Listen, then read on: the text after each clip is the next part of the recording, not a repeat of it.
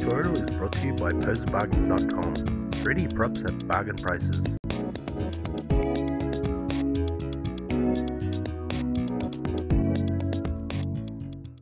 Because of the versatility of Zbrush, there are a number of different ways of doing things. Now, I'm not really a picky person when it comes to color, but I know that there are people out there who like to mix their own colors, just like an artist would do with paint on their palettes. In this mini tutorial, I'll show you how you can set something like this up so you can have your own palette of colors when polypainting. Firstly, I'll assume that you've already sculpted your model and are ready to paint. To start off, we need to make sure we start from a clean document. If you are beginning from the welcome screen, then select Other. If not, then select Init ZBrush from the Preferences menu to initialize ZBrush. From the tool palette, select the single layer brush or any other painting tool that you feel comfortable with. From the material box, select the flat shader, then pick a color from your palette.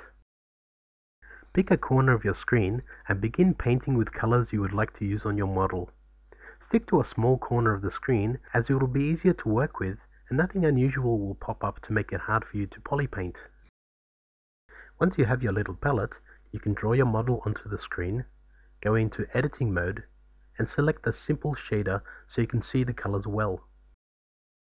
Then, when you start polypainting and would like to pick a custom color, just hover your mouse over the color you want to use from the background palette and press C to select that color.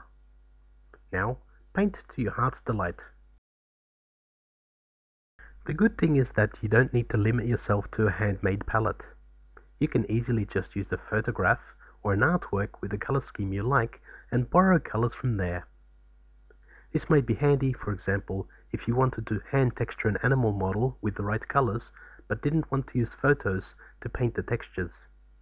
You would just use the photo to give you the color samples you need to get things looking right.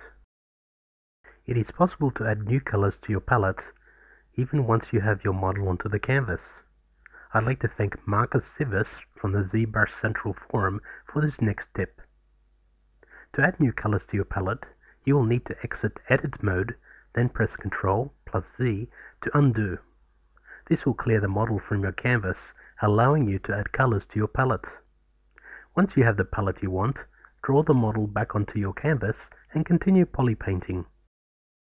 One drawback to this technique, though, is that if you go into Projection Master, you will lose your background reference when you pick up your document again. Well, I hope you've enjoyed this mini tutorial and have found it useful. Good luck in all your future ZBrush projects.